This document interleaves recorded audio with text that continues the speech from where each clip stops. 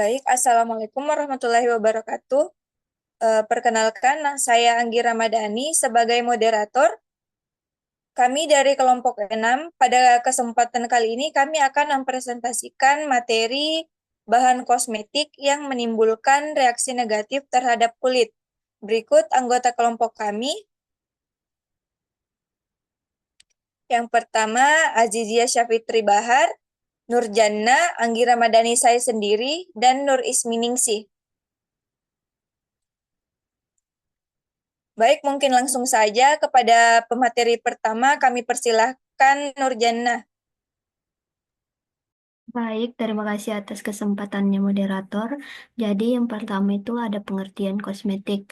Kosmetik merupakan sediaan kimiawi yang sangat diperlukan untuk penampilan sebagai bagian dari rasa percaya diri. Penggunaan kosmetik ini ternyata selain dapat memperbaiki emosi dan mengurangi stres, dia dapat mempengaruhi sistem imun. Sediaan yang pada awalnya hanya dipakai untuk membersihkan, kemudian berkembang menjadi sediaan yang ditunjukkan untuk mengganti penampilan. Sehingga dapat dimengerti bahwa resiko terjadinya efek samping kosmetik akan meningkatkan baik kualitas maupun kuantitas. Dan adapun mekanisme kosmetik ada dua. Yang pertama ada transepidermal. Transepidermal adalah cara bahan kosmetik yang merujuk pada penyerapan bahan. Kemudian yang menembus lapisan kulit, terutama stratum corneum untuk memberikan efek pada kulit seperti melembabkan atau merawat masalah kulit. Kemudian yang kedua ada transpologi, di mana transpologi ini adalah cara bahan kosmetik yang merajuk pada proses transportasi bahan aktif dalam kosmetik. Namun istilah ini tidak umum digunakan dan kemungkinan ada kesalahan penulisan. Secara umum, istilah ini bisa berkaitan dengan cara bahan bergerak melalui lapisan kulit.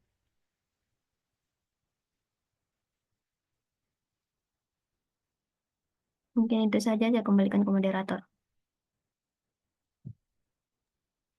Baik, itulah tadi pemaparan materi dari Saudari Nurjana. Kepadanya kami ucapkan terima kasih. Baik, untuk materi selanjutnya akan dibawakan oleh Saudari Azizia Sapitri Bahar. Kepadanya kami persilahkan. Terima kasih moderator. Selanjutnya contoh mekanisme bahan kosmetik. Yang pertama contoh bahan kosmetik yang dapat menembus kulit secara transepidermal adalah retinol, di mana bahan ini digunakan untuk mengatasi jerawat dan dapat menembus lapisan kulit. Kemudian asam hyaluronat digunakan untuk melembabkan kulit. Kemudian yang kedua, contoh bahan kosmetik yang dapat menembus kulit secara transporologi adalah liposom atau nanoteknologi, di mana sistem ini digunakan untuk mengantarkan bahan aktif ke lapisan kulit yang lebih dalam, seperti vitamin C atau peptida. Selanjutnya, reaksi negatif terhadap kulit. Yang pertama, iritasi adalah reaksi yang timbul pada pemakaian pertama produk kosmetik yang mengandung iritasi. Kemudian yang kedua, alergi adalah reaksi negatif terhadap kulit yang muncul setelah kosmetik dipakai beberapa kali. Kemudian yang ketiga, fotosensitisasi adalah reaksi negatif yang muncul setelah kulit yang ditempeli kosmetik terkena sinar matahari atau yang mengandung PHBA.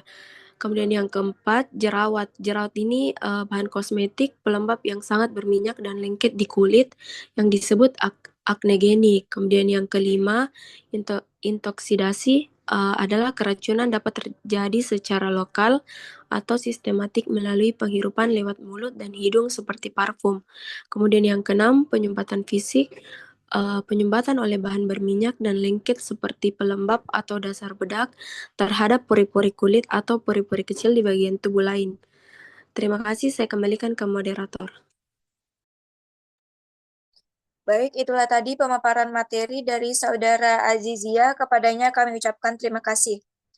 Selanjutnya, untuk pemaparan materi selanjutnya akan dibawakan oleh Saudari Nur Isminingsih. Kepadanya kami persilahkan. Baik, terima kasih kepada moderator. Selanjutnya itu faktor yang mempengaruhi reaksi negatif. Yang pertama itu lamanya kontrak kosmetik dengan kulit. Yang kedua, lokasi pemakaian. Yang ketiga, pihak kosmetik. Yang keempat, kosmetik yang mengandung gas. Faktor yang perlu diperhatikan dalam memproduksi kosmetik.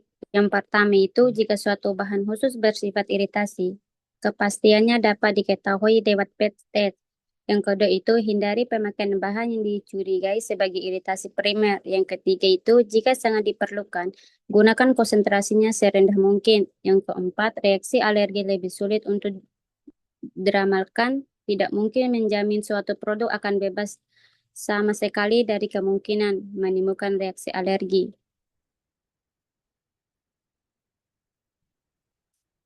Baik, saya kembalikan kepada moderator. Baik, itulah tadi pemaparan materi dari Saudari Nurismi. Kepadanya kami ucapkan terima kasih.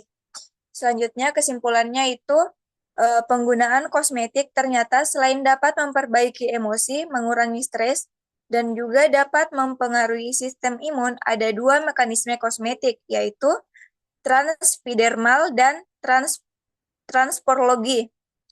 Baik, itulah tadi pemaparan materi dari kelompok kami. Kurang lebihnya mohon dimaafkan. Kami akhiri, wabillahi taufiq wal hidayah. Wassalamualaikum warahmatullahi wabarakatuh. Waalaikumsalam warahmatullahi wabarakatuh. Warahmatullahi wabarakatuh.